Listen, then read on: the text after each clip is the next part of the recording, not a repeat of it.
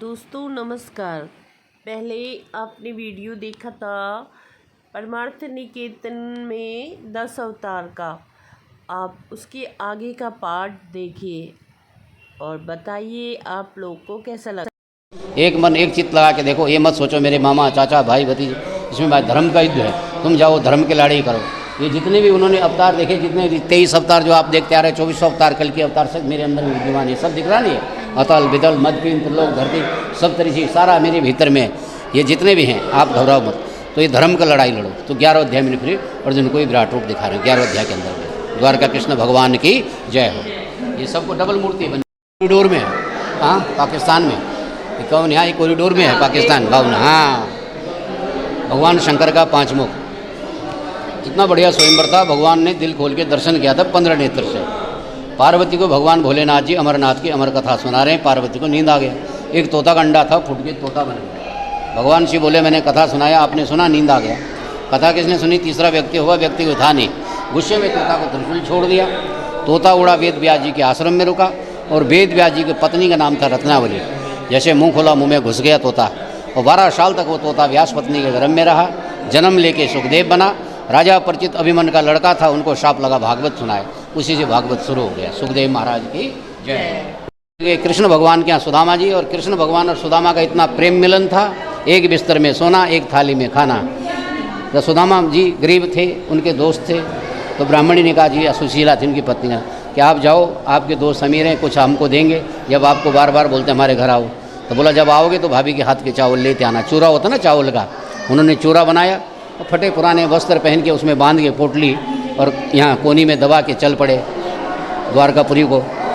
कृष्ण भगवान दोस्त देख रहे हैं, मेरे दोस्त आ रहे हैं, तैयारी कर रहे हैं। रुक्मणी कहते पानी लाओ, और उनको जैसे गले भिड़ने लगे सखियाँ हंसने। कृष्ण भगवान को रोना आ गया। जब तक रुक्मणी जल लाती, जल की आवश्यकता नहीं, प्रात भर गए थे। उसी से चरण धोने लगे और उससे चरण धोने लगे। 2 मुट्ठी चावल खा के बोला लाए कुछ? बोला कुछ नहीं लाया हूँ। वो पोटली नोची तो 2 मुट्ठी चावल खा के उसमें से 2 लोग दे दिया। तब तक रुक्मणी ने हाथ पकड़ दिया, अगर आपने 3 लोग दे दिया तो दुनिया के सारे लोग भूखे मर जाएंगे, हमारे लिए कुछ नहीं रहेगा।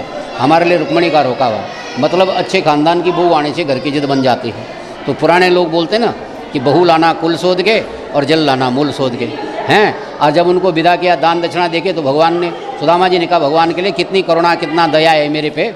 वहाँ देखा, उनको ये मालूम नहीं कि मेरे को बराबर का पार्टनर बना। दूसरी द्वारकापुरी तैयार। वहाँ पर ब्राह्मणी भी बूढ़ी से जवान हो गई और वो संकीर्तन करते हुए आ रहे हैं। रास्ते में देखो सुदामा जी, कौन है आपकी पत्नी? तो बूढ़ी से जवान हो गई।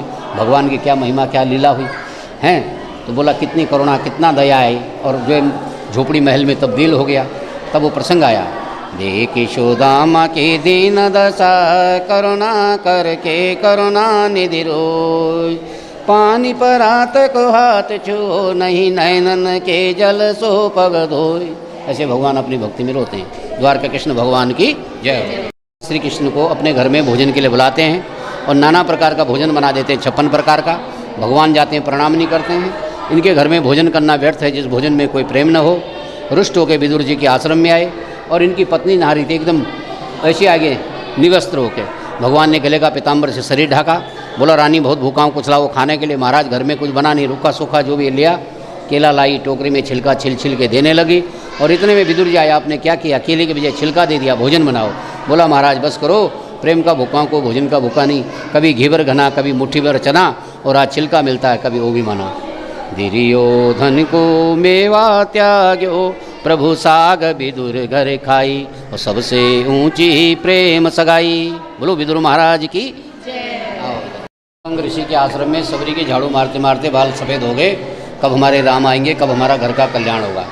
तो जब रामचंद्र जी महाराज लक्ष्मण सीता जी खोज में गए, मीठा मीठा बेर दिया, मेरे राम को खट्टे बेर न लगे। प्रभु राम अंतर्यामी थे, बेर खाते हैं, और लक्ष्मण भैया फेंक देते हैं, जूठा बेर नहीं खाऊंगा। इसलिए मेघनाथ के साथ युद्ध हुआ, लक्ष्मण को मूर्छित होना पड़ा। और उसी बेर की संजीवन बूटी बनी जो सुमेरु पर्वत हनुमान जी उखाड़ के लाए, और उसी से उनके प्राण बचे। भिलनी के बेर सुदामा के चावल, प्रभु रुचि रुचि भोग लगाए मेरे राम। उस समय का देखो।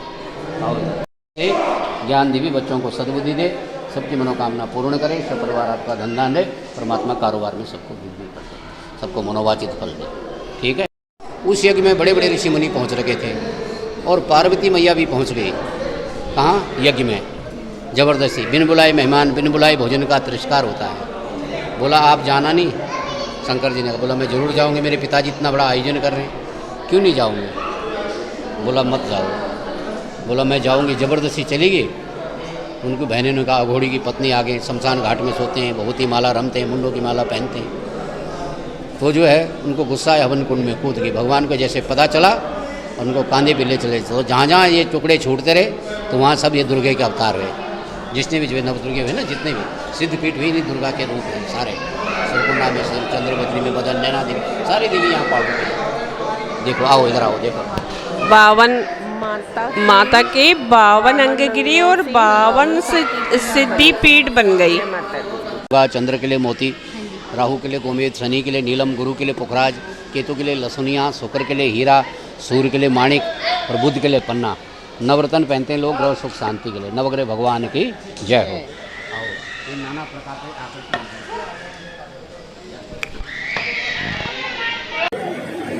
वाओ, मौसम कितना बढ़िया आया।